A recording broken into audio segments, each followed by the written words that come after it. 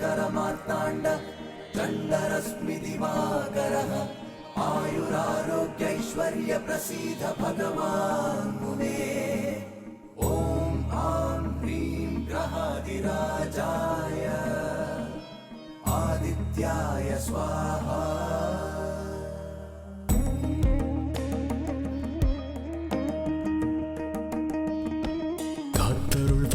சூரியனே வாழ்க்கை பயணத்தின் சாரதியே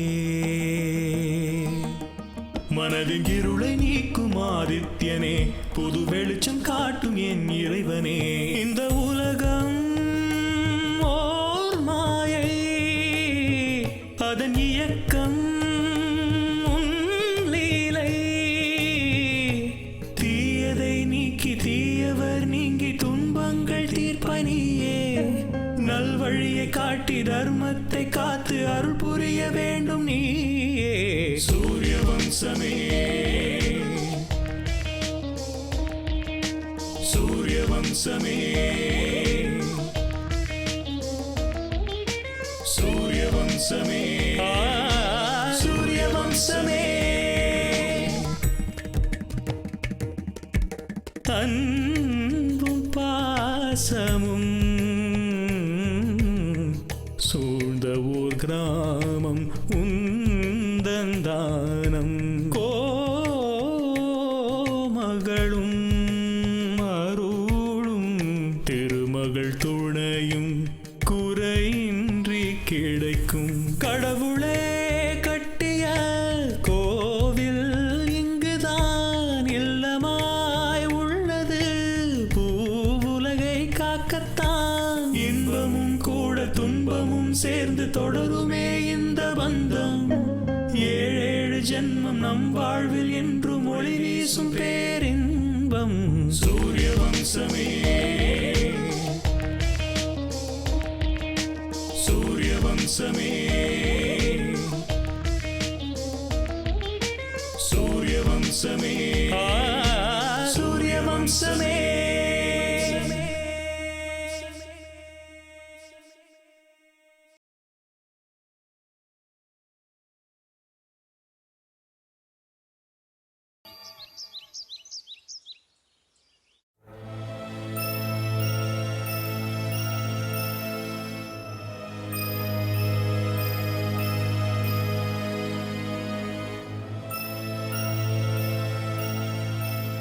ரொம்ப பெரிய தப்பு பண்ணிட்ட துளசி.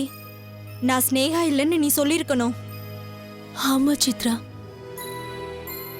எனக்கும் அதுதான் கவலையா இருக்கு. இவ்ளோ நாள் நான் அவருக்கு ஒரு வேலைக்காரியா இருக்கிறதுக்காவது தகுதியோட இருந்தேன். இப்ப அவரை பார்க்கணும்னாலே எனக்கு ரொம்ப பயமா இருக்கு. அவருக்கு என்ன பார்க்கவே சுத்தமா பிடிக்கல சித்ரா. இதெல்லாம் எதுக்கு நடந்ததோ எனக்கு சுத்தமா புரியல. என்ன செய்யலாம் நினைக்கிற துளசி? உனக்கு இருக்கிறது ரெண்டே ஆப்ஷன்ஸ். ஒன்னு, நீ அஜய் விட்டு போயிடணும். ரெண்டாவது, நீ தற்கொலை பண்ணிக்கிறது. நீ என்ன செய்யலாம் நினைக்கிற துளசி?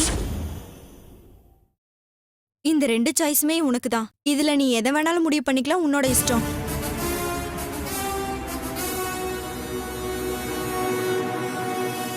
இல்ல இந்த ரெண்டையுமே பண்ண உனக்கு தைரியம் பத்தலையா?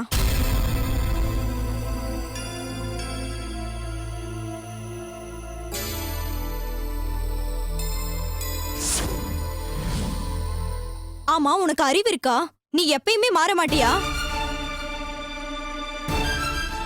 நீ யோசிச்சுட்டு இப்படி உட்கார்றதுனாலதான் அவங்க உன்னை இப்படி விளையாடுறாங்க. அடிமத்தனம் அவங்க பாக்குற பார்வையில் இருக்காது, நீ நடந்துக்கிற விதத்துலதான் இருக்கு. நீ இருக்கிறது 21வது நூற்றாண்டுல, ஆனா நீ யோசிக்கிறது 600 வருஷத்துக்கு முன்னாடி இருந்த பொம்பளைங்க மாதிரி இருக்கு.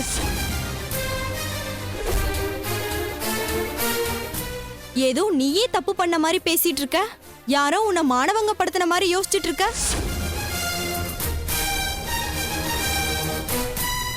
நடந்தது உன்னோட தாம்பத்தியம். நீ உன் புருஷனோட தான் சேர்ந்தங்கிறத நீ ஏன் புரிஞ்சுக்க மாட்டேங்கிறது தான் எனக்கு புரியல துளசி.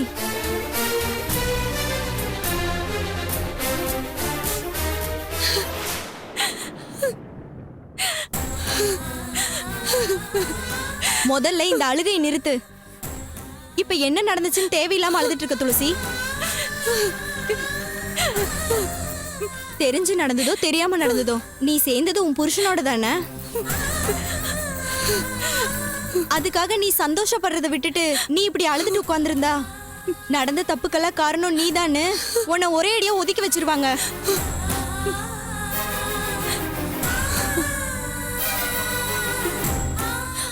அவருக்கு நான் ஸ்னேகா இல்லைன்னு சொல்லாம போனதுனால தானே அவரை மேல கோவப்பட்டாரு. முன்னிருந்த கோவத்தை விட இப்ப அதிகமாயிருக்கு. இதெல்லாம் என்னால தானே. இதான் இந்த வீக்னஸ் தான் உன் வாழ்க்கையை நாசமாக்கிட்டு இருக்கு. அஜய் உன்னை அடிச்சது நீ தப்பு பண்ணதுக்காக இல்ல, அவன் செஞ்சதை நினைச்சு கில்ட்டினஸ் போறதுக்காக உன்னை போட்டு அடிச்சான். துளசி, உங்க 2 பேருக்கும் கல்யாணம் ஆயிடுச்சு. ஆனா இவ்ளோ நாளும் நீங்க குடும்பம் நடத்தல. அத அவன் வேண்டான்னு நினைச்சிருக்கான். அஜய்க்கு பிடிக்காத நம்ம ஏன் செய்யணும்னு நீ நினைச்சிருக்க துளசி. ஆனா விதிய பாரு, இப்படிதான் நடக்கணும்னு விதிச்சிருக்கு. உங்க 2 பேரு எண்ணங்களை பத்தி கவலைப்படாம நடக்க வேண்டியது நடந்து போச்சு. இதுவரைக்கும் சும்மா பேருக்கு மட்டுமே பொண்டாட்டியா இருந்த நீ இப்ப அவனோட சேர்ந்ததுனால அவனுக்கு சரிபாதியா மாறிட்ட. இப்ப நீ அஜயோட பொண்டாட்டின்னு கர்வமா வெளியே சொல்லிக்கலாம்.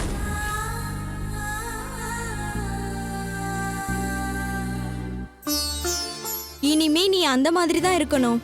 அதை விட்டுட்டு பயந்துட்டு கவலைப்பட்டுட்டு உட்கார்ந்திருந்தா லைஃப்ல இப்ப கிடைச்ச சந்தர்ப்பம் எப்பயுமே கிடைக்காது. இனிமேலாவது இந்த வீட்டுக்கு எஜமானிங்கிறத ஞாபகம் வச்சுக்கோ. நீதான் மகாராணி. ஒரு வேலைக்காரி மாதிரி அஜய் கூப்பிட்டா பயந்து போறது, என்ன சொல்லுவானோ நடுங்கிறத விட்டுட்டு அவர் பொண்டாட்டியா கர்வமா நடந்துக்கோ.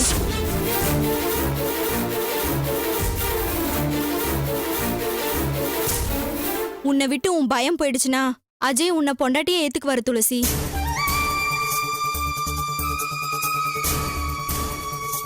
அந்த நம்பிக்கை முதல்ல உனக்குள்ள வரணும்.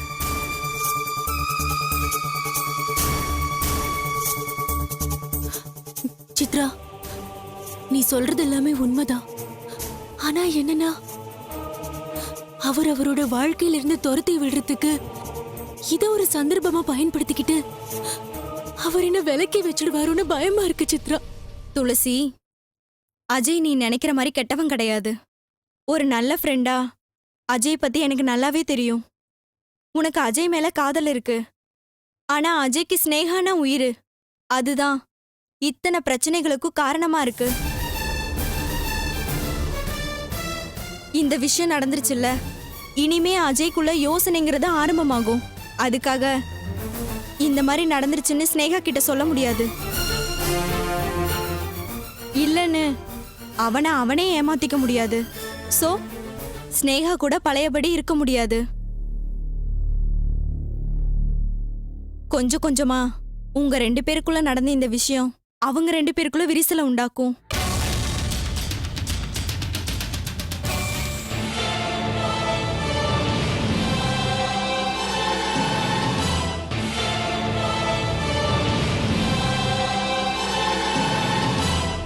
கொஞ்சம் கொஞ்சமா உங்க 2 பேருக்குள்ள நடந்த இந்த விஷயம் அவங்க 2 பேருக்குள்ள விரிசலை உண்டாக்கும்.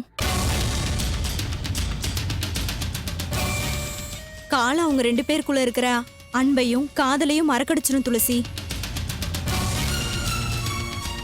இந்த சமயத்துல நீ மட்டும் அஜய் கூட எல்லா விஷயத்திலயும் நெருக்கமானா அஜய் ஸ்னேகாவை முழுசா மறந்து போயிடுவாரு. ஸ்னேகா கூட அவளோட வாழ்க்கைய மறுபடியும் புதுசா ஆரம்பிச்சுக்குவா. ஆனா இது எல்லாமே கரெக்டா நடக்கணும்னா நீ உன்னை முழுசா அஜய் விரும்புற மாதிரி உன்னை மாத்திக்கணும்.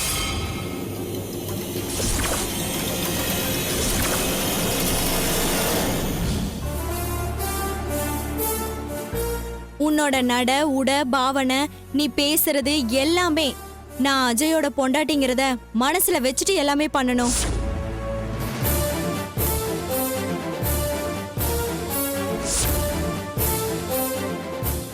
நீ சொன்னது கரெக்ட்னு எனக்கும் தோணுது.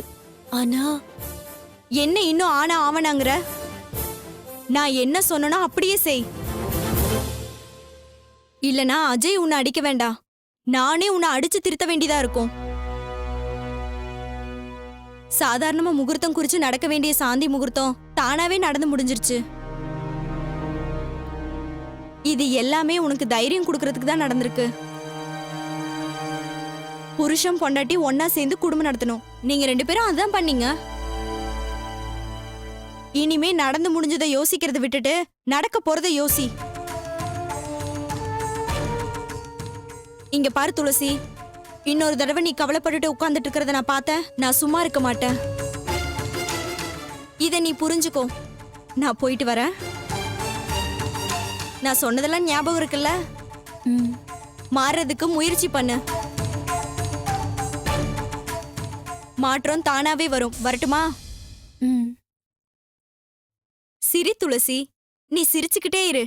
நீ சிரிக்கிறதுல உன் பிரச்சனை எல்லாம் தானா போயிடும். நெக்ஸ்ட் டைம் நான் வரும்போது உன் முகத்துல நான் சிரிப்பை பார்க்கணும். அட நீ மட்டும் இல்ல, உங்க 2 பேர் முகத்திலயும் சந்தோஷத்தை பார்க்கணும். போயிட்டு வரட்டுமா?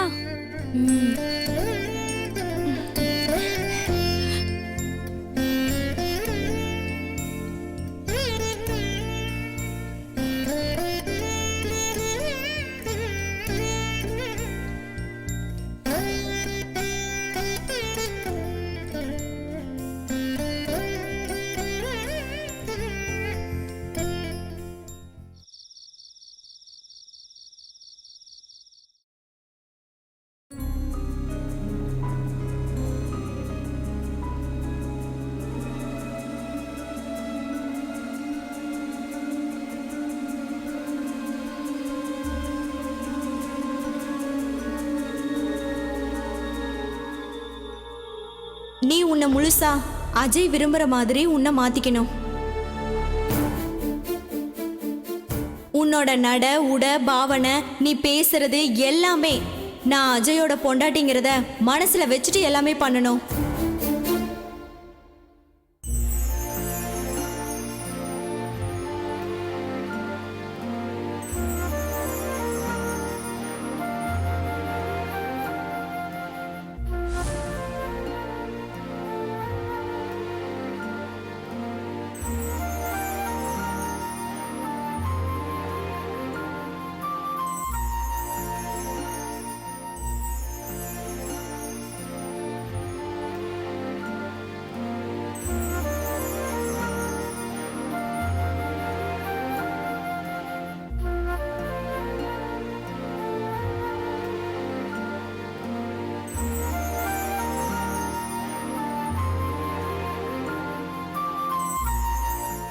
இது நான் தானா? சித்ரா சொல்லும்போது என்னவோ நினைச்சேன். ஆனா இன்னைக்கு என்ன பார்க்கும்போது எனக்கே புதுசா இருக்கு. பொட்டும் மையும் எடுத்துட்டு ஸ்டிக்கர் போட்டும் லிப்ஸ்டிக்கும் போட்டதுக்கு அப்புறம் உண்மையிலேயே நான் ரொம்ப அழகா இருக்கேன். அஜயாவுக்கு இவ்வளோ நாள் நான் பட்டிக்காட்டு பொண்ணு மாதிரி தெரிஞ்சு என்னை ஏன் கிட்டேயே சேர்க்க மாட்டேங்கிறாருன்னு யோசிச்சேன்.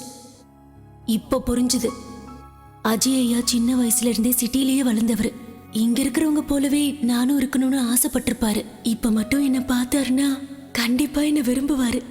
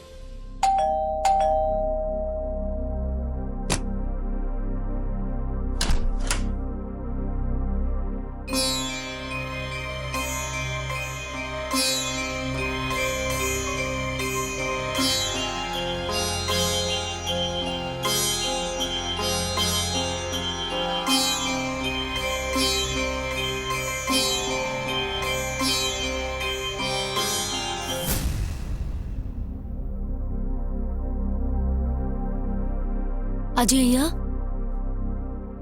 என்ன? சாப்பிடுவாங்க. ட்ரெஸ் மாத்திக்கிட்டு வரீங்களா? உங்களுக்கு பிடிச்சதெல்லாம் சமைச்சு வச்சிருக்கேன், வாங்க. வேண்டாம், எனக்கு பசிக்கல. சாப்பிடாம படுத்தீங்கன்னா அப்புறம் தலை சுத்தும். எல்லாம் ரெடியா இருக்கு, வாங்க. எனக்கு வேண்டாம். ஒரு தடவை சொன்னா உனக்கு புரியாதா?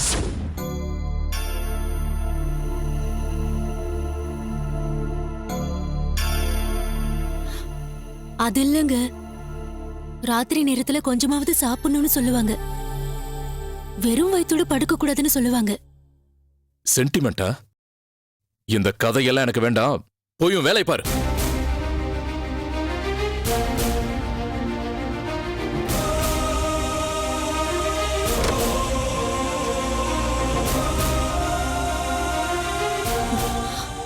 அஜய் ஐயா, எந்த பிரச்சனையா இருந்தாலும் அப்புறம் பாத்துக்கலாங்க, வாங்க. முதல்ல நீங்க சாப்பிடுங்க.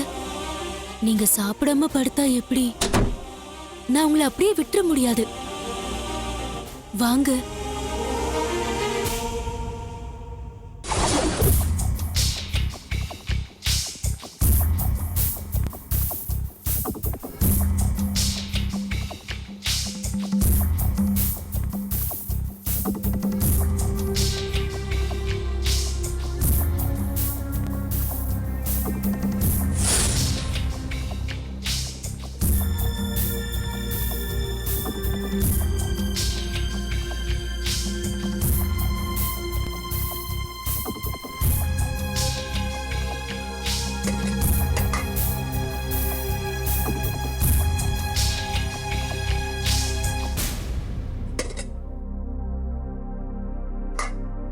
உட்காருங்க.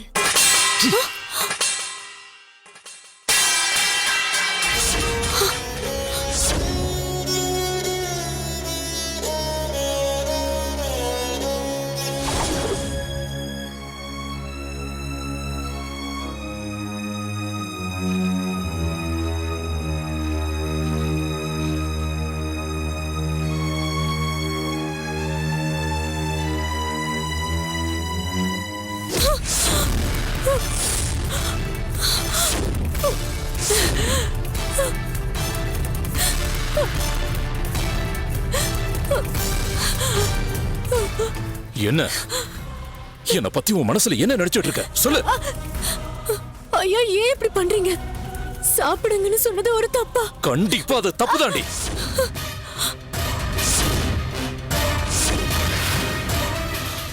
உன்னை என் பொண்டாட்டி நினைச்சிட்டு இருக்கியா?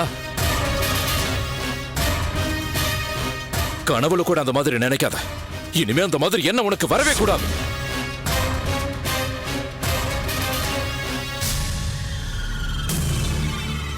நடந்ததெல்லாம் ஒரு கெட்ட கனவு.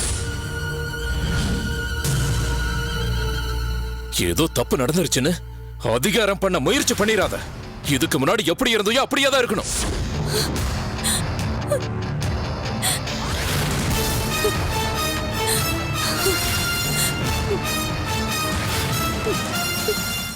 நான் உங்களை அதிகாரம் பண்ணணும்னு எப்படி நினைப்பேன் அஜய் ஐயா? என்னைக்காவது உங்க வார்த்தையை எதிர்த்து பேசிருப்பேனா? இல்ல உங்களுக்கு விருப்பம் இல்லாத வேலையை என்னைக்காவது செஞ்சிருப்பேனா?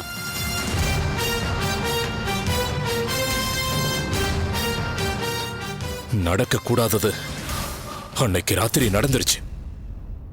அத நீ மறந்து போ.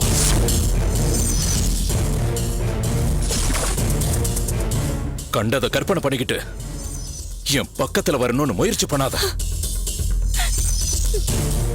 நான் உனக்கு தாலி கட்டினதுனால நீ எனக்கு பொண்டாட்டி ஆயிர முடியாது.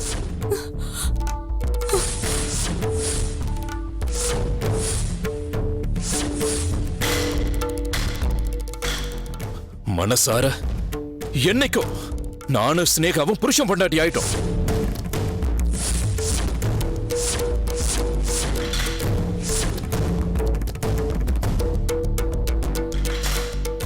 இந்த வீட்டுல நீ ஒரு வேலைக்காரி மட்டும்தான். அத ஞாபகத்துல வச்சுக்க.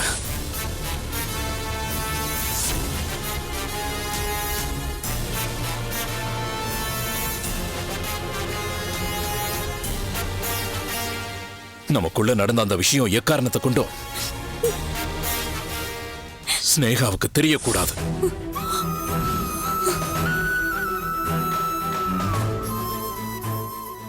மறந்து போயிடாத. நடந்த சம்பவம் நம்ம 2 பேருக்குள்ளதான் இருக்கணும்.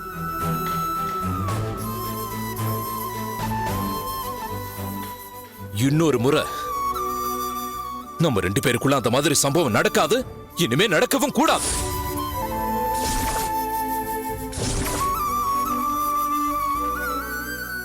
தெரியாம நான் அந்த தப்ப பண்ணிட்ட, மறுபடியும் நடக்காது.